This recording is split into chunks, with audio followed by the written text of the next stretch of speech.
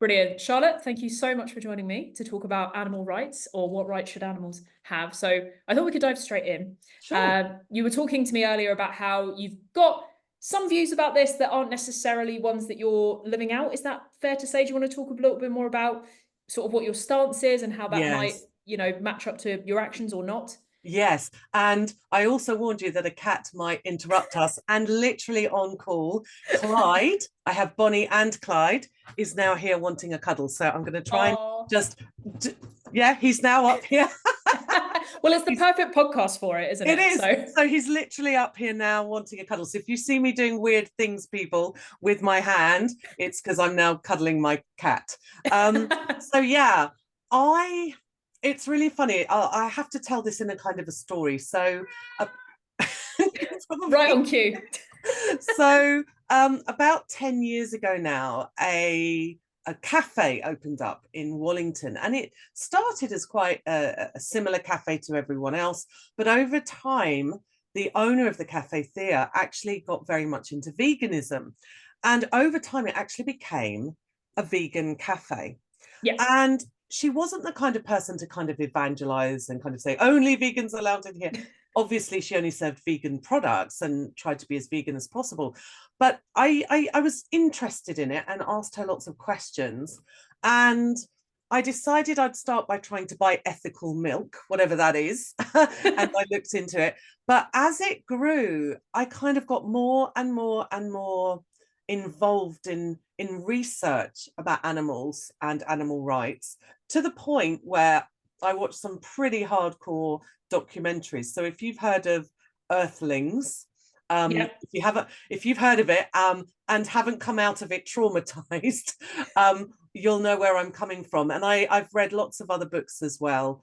And it really got me thinking about our relationship with animals. I did kind of explore veganism for 6 months. I found I couldn't sustain it for various reasons. Okay. Um, Partly just practicality and living with a carnivore, Yeah. partly my own troubles with the fact I like the taste of meat, I won't lie, and partly health and a few other things. But I must admit, the research on it, and not just from the stance of rights of animals, but ecology, environment, health, money, etc., it really got me thinking about how I live my life. But it really also got me to, in a sense, change my relationship with animals. I have pets. It got me questioning whether I should have pets. It got me questioning so many things. And I just think my understanding in general about humanity's relationship with the earth and with, if you like, creation or nature and animals really changed. And I think what it is I have now is more an understanding and a respect for the sentient nature of animals, and for their place in our lives, that perhaps I didn't have before. And I just feel different now about how I view animals. I very much personally view them as equals to Hmm. humans. I don't literally mean, right, that's it, I'm going to leave half my house to my cat kind of thing. But Yeah. just in the way, I used to see, say, for instance, my pet cat. I'm the owner, I'm in charge, I'm this, I'm that, you are my property. Mm. And to a certain extent, that still remains. But very much now I see my cat as co-inhabitants of the house. You Hmm. know, I've made the decision to bring them in. They might, who's to say they should have been constrained in here? But obviously, because they're domesticated, they need support, they need help, they can't fend for themselves. It's the right thing to do. We have created these domesticated animals. But I don't look at myself anymore as if I'm the boss. Yes, to a certain extent, I'm the pack leader, if you like. Hmm. They and my cats definitely see me as the pack leader, and they come to me, I'm alpha mama, but not in the way I did before. It's like I'm in control of them. Do you see what I mean? Yeah, It's almost absolutely. like I'm developing a different kind of relationship with them. Um, Yeah. I think the biggest difficulty I have is I decided I could not abstain from eating meat and fish. Right. But for various reasons, which we can I don't even know completely the reasons myself, but my dilemma is, because of this kind of respect I now have for animals, it's how I mean, vegans are probably going to listen to this and go, this is ridiculous, but how can I eat meat and eat it ethically, which is a dilemma. I mean, obviously every vegan out there in the world will say, well, you can't. But for me, it's a different journey. And for me, it's trying to understand animal husbandry in a new way. So I've made some decisions about where I source my meat, how I eat the meat, how often I eat meat, things to do with like fish as well. And I won't lie, I still find it difficult now to eat meat.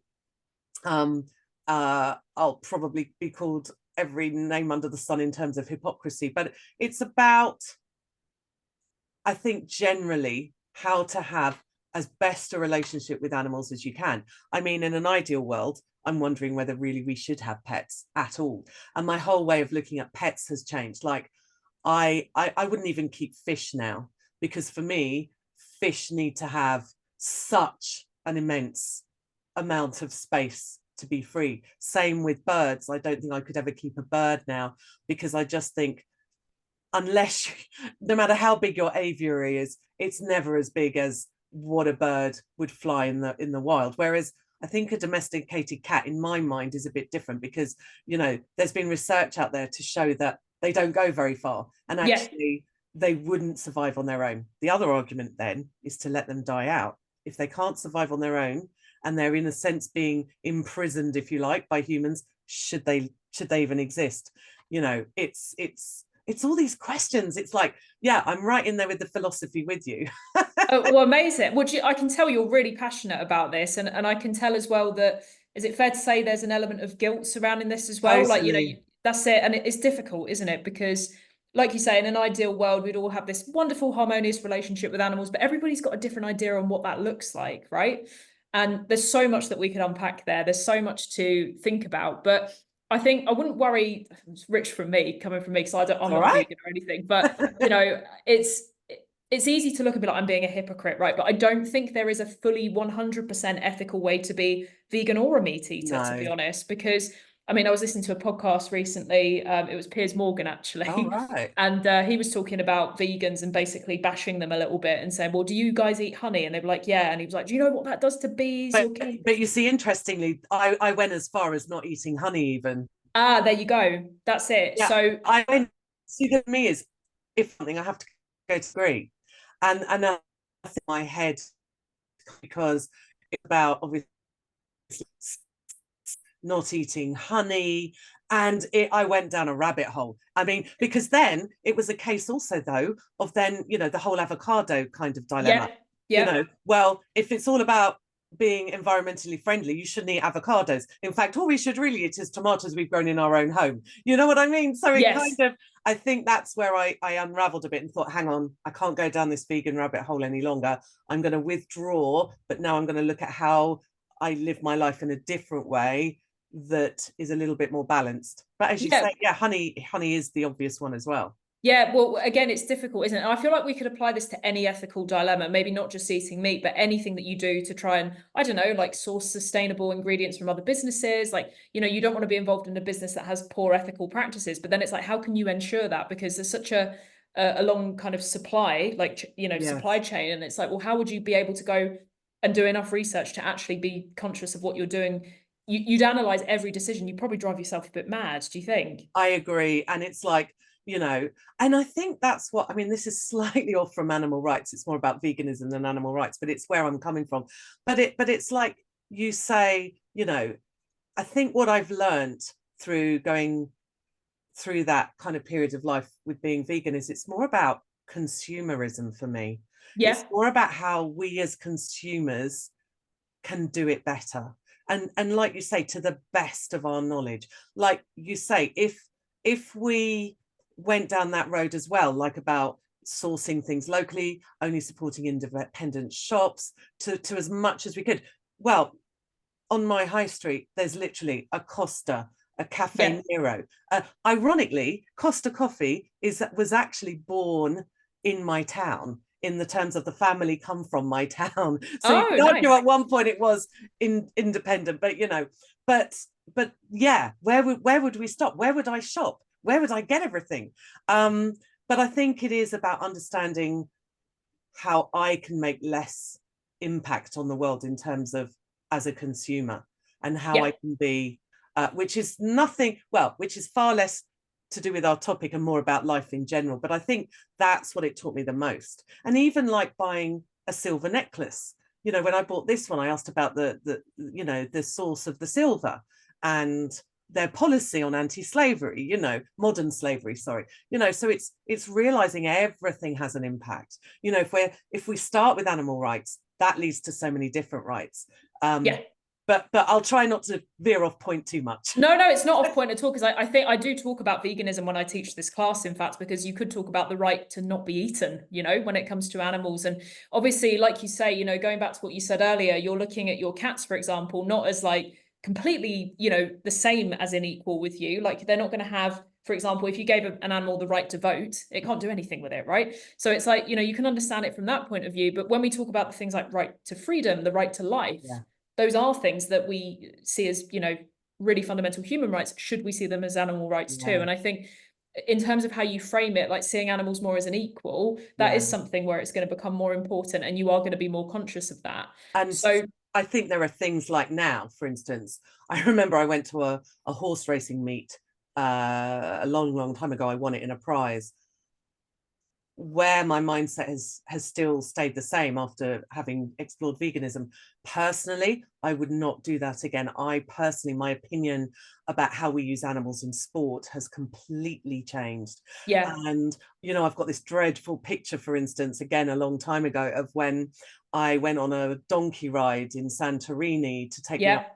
I would never do that again. And what was interesting was how it did change me was when I went to Sri Lanka. Everyone was expecting me to go on an elephant ride, and I said absolutely not.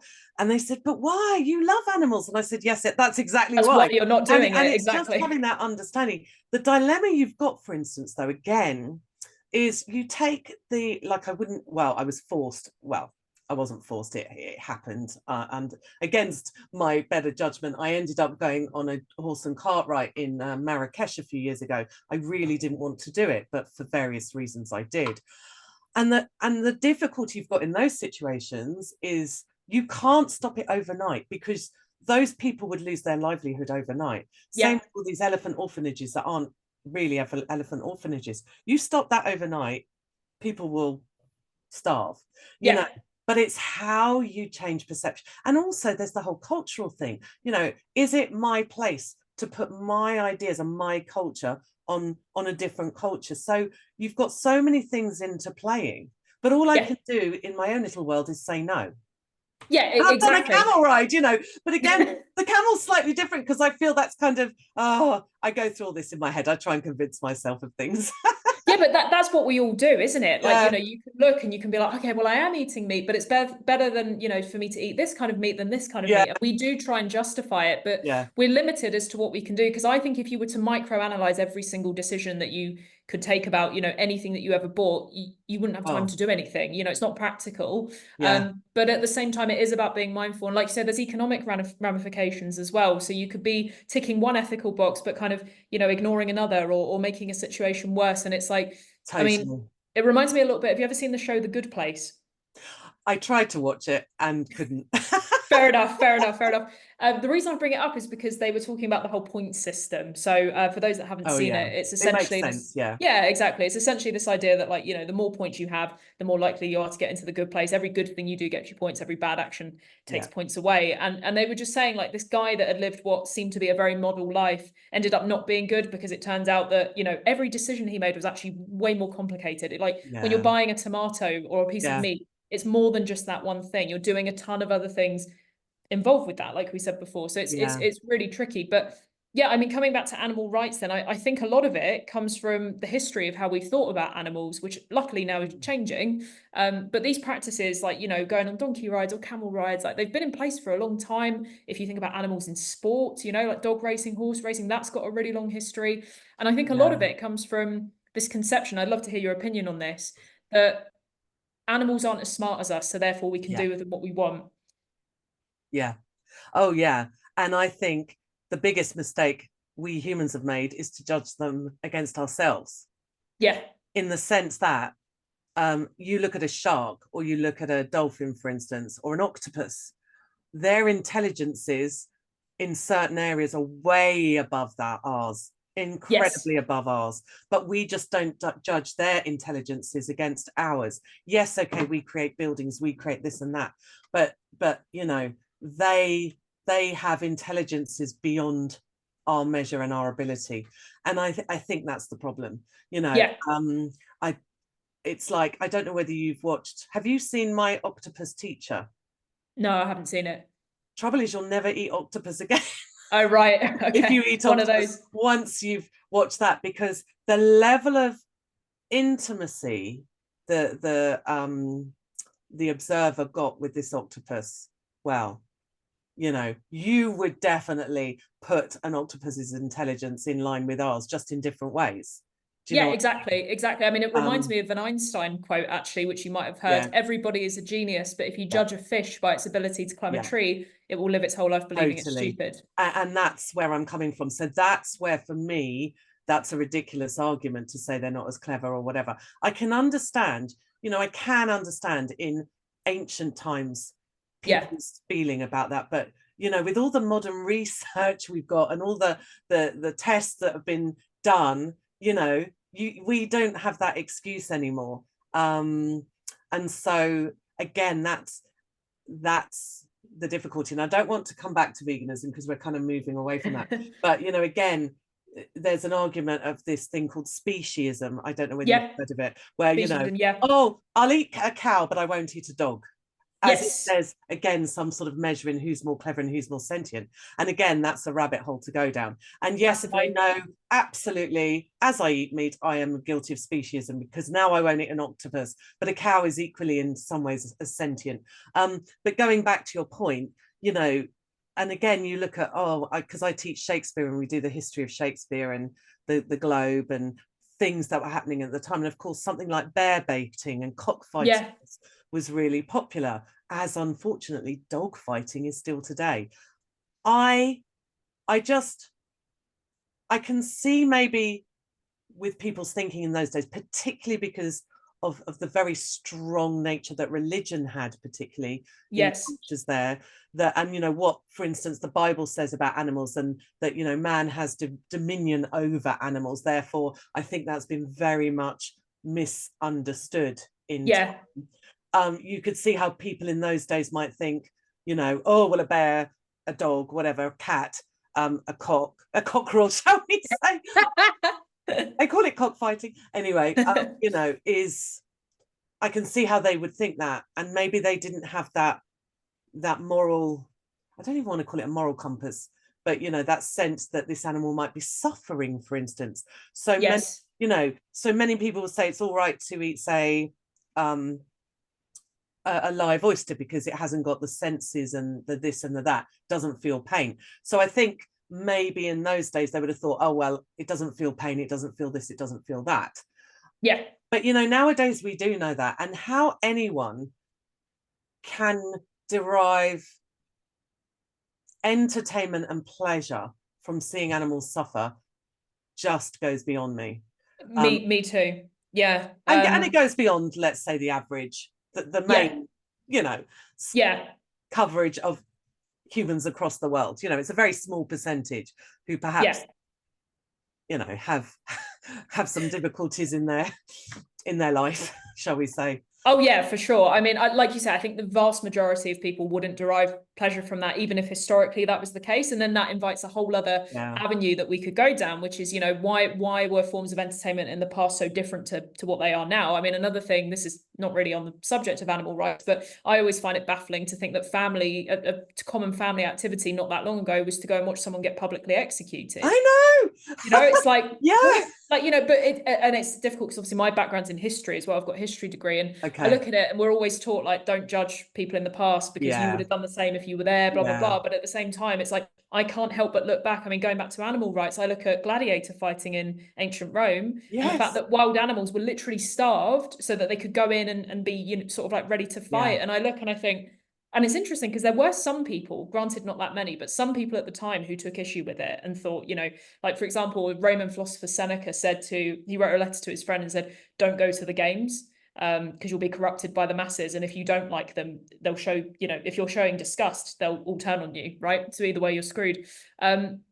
But it is really interesting if you look historically. And I think you're right. Like, you know, I was actually going to bring up the Bible as well, because there is this concept of dominion. And I think it has been misinterpreted in some ways where people have looked at it and thought, well, that means we can do whatever we want. And we can, you know, for example, justify animal testing, because at the end of the day, humans are better than animals. And, you know, if we can use animals to our advantage, then so be it, whether that be for entertainment, sport, medical advances, cosmetic testing, you know, all those things. And yeah, I think it's something we have to be a lot more mindful of. And luckily, there's been a push to that. And interestingly, I think a modern example, for instance, is I'm a Celebrity, Get Me Out of Here.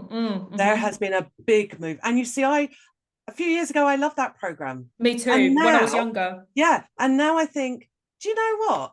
I'm not convinced necessarily that a locust has a big brain and can think things, but you know what? Doesn't matter. For me, I don't care if it can feel pain or not. The concept of using animals, no matter how big or small, to entertain, and of course loads of them are going to die in the process because of the nature of them being stamped on and everything, you know, the whole concept of eating a live witchetty grub on telly no longer appeals to me, because I think, okay, I know that animal, well, we don't know at this stage, but we think that animal has no sentient brain or feeling, but it's the concept that we would want to do that to another live creature. I don't want to see that anymore in my life. And that, I think, is, you know, in 10 years' time, they'll be saying, oh, well, you know, in those days they didn't know and they didn't think, and we've moved on now. Do you know what I mean? So that's my modern example. Yeah, no, absolutely. I think we should bring up testing, actually, because that's the one everyone always goes yes but at, doesn't it? Yeah, for sure. I mean, have you got any opinions on that? Because, you know, I sort of split it into cosmetic versus medical, and I think there's different arguments for both, but I'd love to hear what your thoughts are on that. I think it's really tricky. I mean, as far as cosmetic goes, bearing in mind that cosmetics are absolutely a luxury, in my opinion. They're not needed. Agreed. So therefore, I definitely, well, I fingers crossed, but I will definitely do my best to research and make sure I am not choosing a company that uses animals for cosmetics. So fingers crossed I'm right in saying this, but Berry M, for instance, doesn't use animals for testing as far as I'm aware, but I will always check that. But medical is very different. And I feel, I mean, you know, obviously some people will say, well, surely, you know, beating cancer is above, and surely the health of humans is above. Who am I to say? I have not been in a position where, you know, somebody incredibly close to me has had cancer and has had to have life-saving drugs that are, you know, have had to be tested on animals, and only that drug has helped them. If I were in that position, if I'm really honest, I know that desperation for that person to be healed would take over, and I'd say, do whatever you had to do. You know, if you had to get rhino horn, you know, and I mean that in the sense that if I was absolutely desperate and the only way to, you know, but I mean, I struggle, for instance, with certain different traditions who use things like rhino horn. Or other human or other animal. I would struggle to use any of that for healing. I really would. I personally would not want that. But yeah, when we're talking about life-saving treatment that has to be tested, I mean, obviously I would challenge anyone not to find a way round it. But I do not have a scientific background, so I can't argue that from a scientific point of view with any great knowledge. Ideally, in an ideal world, we wouldn't test on animals, is my absolute bottom line. Yeah. But I don't think we're at that stage yet. I think we've got to move towards that. That's the best I can say for now. That is my opinion. I would never want to say right now we have to make, decisions, laws. Nothing more can be tested on animals because we're not there. And it's like anything, change comes slowly. And all I can say is I hope that more and more research is being paid for to look at how we can reduce testing on animals. That's where I'm at on that in terms of medical and life-saving medicines at the moment. Yeah, well, that makes sense. I mean, yeah, like the bottom line, like you say, if it is a matter of life and death, that's so different to looking at luxury goods that by definition are not necessary. Yeah. So yeah, I'm pretty much in agreement with you on everything on this, actually. I might have to get you back on for a part 2 so we can see if there's any areas where we've got different opinions. But so far, no, I'm pretty much on the same page. But yeah, there's loads of other, I think, avenues that we could go down with this. So maybe we will do a part 2 at some point. Cool. Okay, so we've sort of come to the end now, which that's completely flown by. Where can people find out more about your work? Okay, well, my day job is nothing to do with animals, although my husband is actually a dog walker and canine behaviorist specialist. Ooh, very cool. Might have to get him on. Oh yeah, he'd have so much to say. But I'm actually a tutor, so I run groups for exam prep for the 11 plus and GCSE English. My company's name is Wonderlearn, so you can find out more about me at wonderlearn.co.uk and all the usual socials. Fantastic. Well, I'll put a link to Wonderlearn in the description for this video. But yeah, it's been an absolute pleasure to have you on. There's so many things that we've kind of explored that I think we could go into in more detail, but it's been great to get an overview of your stance and the difficulty actually with this topic and the guilt that we might feel when it comes to animals. But, and even if we do feel guilty about, for example, being pet owners, I'd like to think I do a good job of looking after the cat, and hopefully I'm sure you think the same with yours. So yes, that's it. Lovely talking to you. Thank you. Brilliant. Thank you so much, Charlotte. Take care. And you. Bye.